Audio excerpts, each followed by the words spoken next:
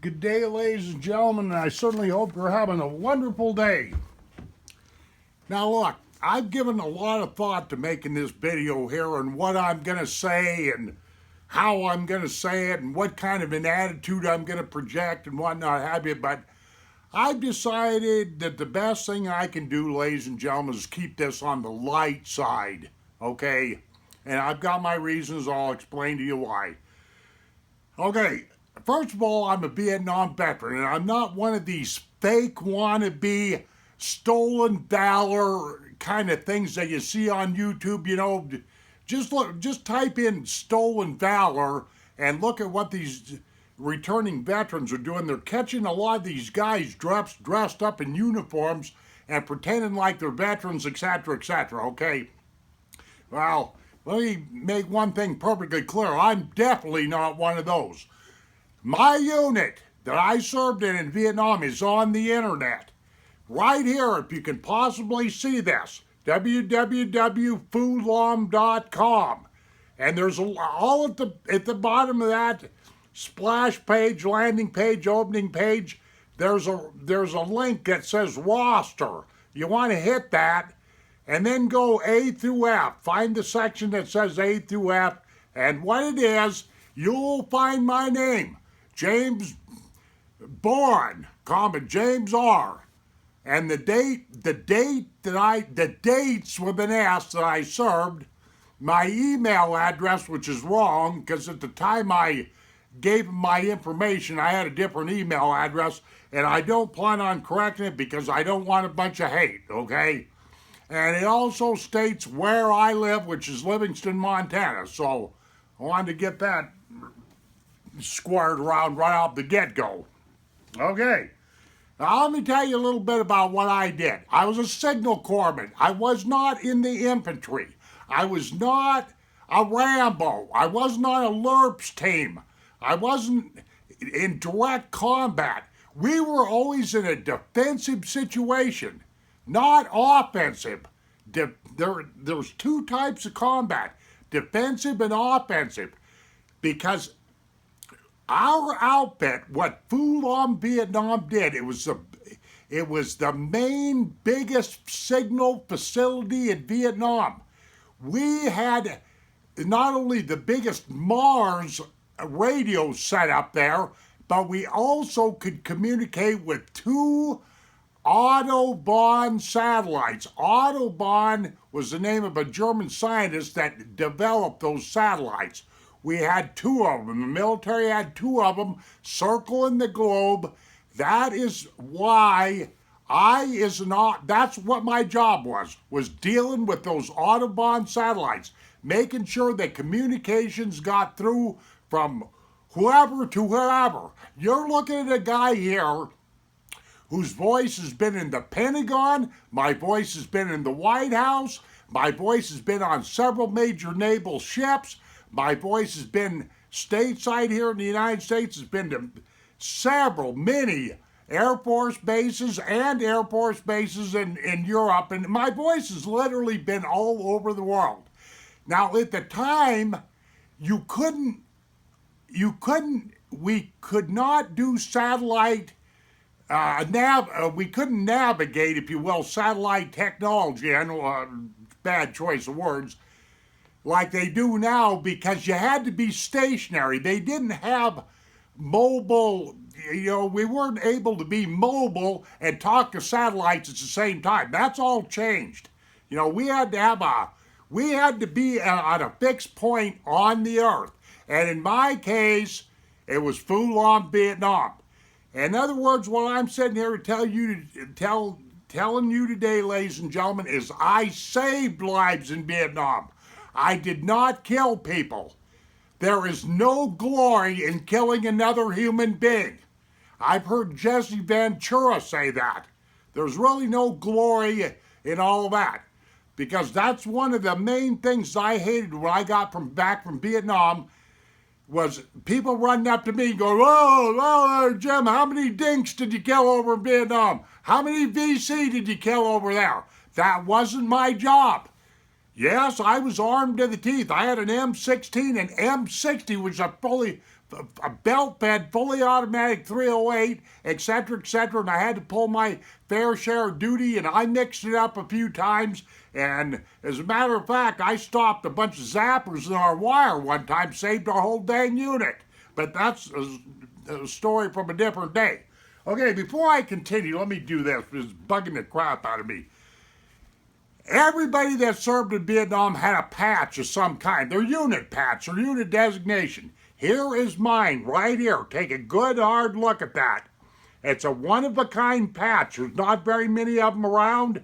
Our unit was attached to MACV Command, which stood for Military Assist Command Vietnam, which was essentially where all the generals were, and the CIA and the CID and like that. And they were actually, MACV Command itself was located in Saigon. Phu Lam was approximately 6 to 8 miles south of Saigon. We sat right out in the middle of a rice paddy, and nobody really knew what we did there. Okay? But I just wanted to make sure. But I was with the 1st Signal Brigade, just like this hat said. 1st Signal Brigade, 160th Signal Group. They didn't even call us a company. They called us a group. Phu Lam, Vietnam, United States Army. Signal Corps. And I was an E4, a Specialist 4th Class. I wasn't a Master Sergeant, a First Sergeant, a Command Sergeant Major, or any of this other kind of stuff. This hat's the only thing I got left from Vietnam. Actually, I bought this. I was lucky. I had to order this off the internet, to tell you the truth of the matter. It's not left over from Vietnam. And I made this plaque for myself. Right here. Did you hear me? I made this plaque for myself. Okay? And, it should be self-explanatory if you can possibly see it. Okay, now let me get on to my talking points here. Okay, I just got done saying what I did. I operated a big hairy old switchboard that communicated with, and it was important military information that was being passed through me, my fingers, my actions and stuff, to whoever was receiving the information, and generally this information was being bounced off of these Autobahn satellites, okay? My second talking point, ladies and gentlemen, because the name of this file is, I'm going to call this How I Deal with Veteran Washouts or Wannabes or whatever I end up calling this file. Guess what, ladies and gentlemen? I don't get myself all twisted up about it all. I mean, I live up here in Montana. We got less than 1 million people, and we just do not have a bunch of people standing around in a street corner pretending to be veterans like they do in big cities, like what I've seen on YouTube. These people that run Stolen Valor and these different channels and whatnot have you, purposely going out of their way to catch fake imposter veterans. Well, more power to you, brother, but I'm not wasting my time doing that kind of stuff, just simply because I don't have the resources, I don't have the patience, and I'm not going to be standing there nose to nose with some guy, dressing him down, trying to figure out if he's a real true veteran or not. But that's just me. Okay, now look, here's been my experience, straight up, flat out, honest to God.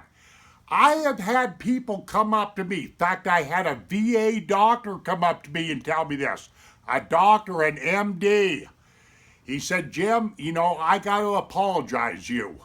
And I looked at this old VA doctor and I said, well, you apologize for what? You haven't hurt me that I'm aware of.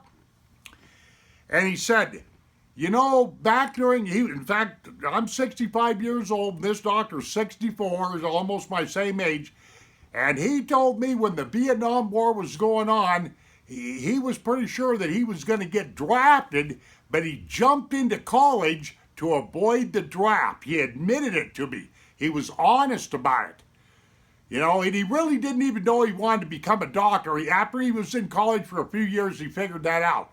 And I said, Doc, look, everybody at that time did their conscience. Like if you wanted to burn your draft card, you burned your draft card. If you wanted to escape off to Canada, you made the decision to escape off. Me, when I got orders to serve in Vietnam, I can guarantee you, ladies and gentlemen, I no more wanted to go to Vietnam than Man in the Moon.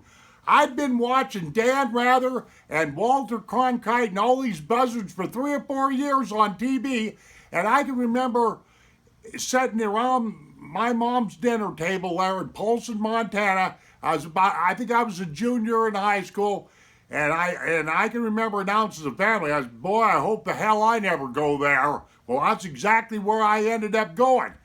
Matter of fact, I took as much schooling in the United States Army as I possibly could to avoid Vietnam. Now you're hearing some real truth. I figured if I got a lot of schooling, they wouldn't send me to Vietnam. I spent 7 months, ladies and gentlemen, in Fort Monmouth, New Jersey. That's by Eatontown. Fort Monmouth no longer exists. The buildings were probably there. But at the time, it was the most elite communications signal corps school that the United States Army had. And spending 7 months in MOS, which stands for Military Occupational Specialty, or AIT, Advanced Individual Training, is a long, long time. But I was in Fort Monmouth there for 7 months, and just prior to me graduating as a brand new Spec 4, I got orders to ship right straight to Bien Hoa, Vietnam. Exactly where I didn't want to go, okay? There ain't no heroes in wars, ladies and gentlemen. I know that for a fact, okay? But another thing, okay, that VA doctor told me that, but I've had other guys come up to me since the Vietnam War trying to apologize to me. Look, you're the one if you skipped out of the Vietnam War for your religious beliefs or being a conscientious objector or you just plain you were afraid to die or you didn't believe in the war, fine. You don't got to justify it to me. You're the one that's got to live with yourself. You have got to find peace with yourself, just like Big Jim Boren right here has got to find peace with himself when it comes to the way I was treated when I got back. You know, the way I was treated from relatives, friends, and I can tell you one horror story right after the other, hurt worse than being in Vietnam and serving in Vietnam. And anything that I might have done that was good or heroic or whatever have you. I did save, we had some zappers in the wire one time, and some VC, they were getting ready to blow our unit up, and I stopped them, okay? That's about the only heroic story I've got to tell. But if those if Phu Long Vietnam would have went down, we'd have lost communications in Vietnam. It's just that simple, okay? So that's the main part of why, this is how I deal with veteran wannabes or washouts or whatever have you. You don't got to justify anything to me, okay?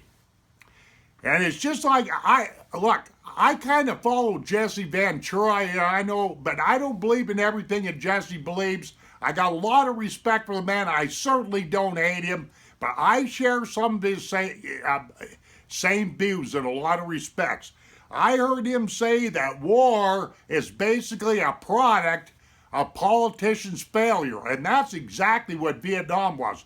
But I can tell you, Jesse, if you ever see this video, which I know you won't, but the United States government, they wanted that Vietnam War. I've made videos about this before.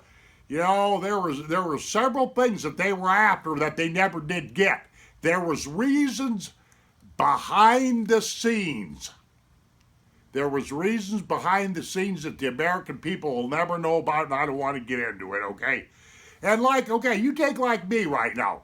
There is no way I could fake being in any branch of the service or anything, because I was in the service in 40 some odd years ago. Here it is. The equipment's changed. The uniforms are changed.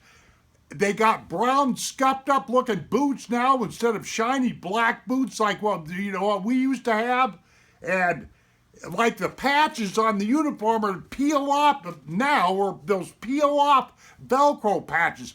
Back in my day, we had to sew everything on. And the camouflage isn't even the same look. And we had that old woodland camouflage. prior to that was a tiger stripe, but that's neither here nor there. So the uniforms look different and everything, and it would be, oh, if I jumped on the internet and looked up a bunch of stuff, I could probably fake being a veteran, but there is no way you're going to get me to dress up in some goofy uniform and run around the streets just to have people run up to me and go, thank you for your service and all that. Because I did not get that when I came back from Vietnam, plain and simple. All I got was a bunch of discrimination and hate and you name it, I got it, okay? But, you know, Vietnam was a political war. Not only was it a political war, but they were after a few things over there, like they wanted a big air base over there. They thought there was oil over there. And why can I say stuff like this, ladies and gentlemen? Because I rub shoulders with CIA and CID all day long. Don't you know that those kind of people love to hover around communication stations and whatnot have you? And I can sit here and tell you a few stories that would absolutely convince you that I'm telling you the truth. But, you know, that's neither here nor there. I don't want to make this file very long. And Vietnam, like I say, was a political war. I just got done saying that. Also, I have seen with these stolen valor people, I have seen them, these Navy SEALs, with all due respect, I don't want them guys coming and pounding my head, but there's no such a thing as top secret. There's no such a thing as classified. Nonsense. Everything that I did over in Vietnam, when it came to military communications and those Audubon satellites, was top secret. It was classified. It isn't now, because as a matter of fact, the Veterans Administration of the I ran around still thinking I was in a classified, don't talk, don't say anything to anybody, you know, like them three monkeys, no hear, no see, no speak, you know, that kind of thing. They had to debrief me in Sheridan, Wyoming in 1996. I ran around from 1972 to 1996 still thinking I was under federal orders to keep my mouth shut. And I have not really talked about Vietnam all that much.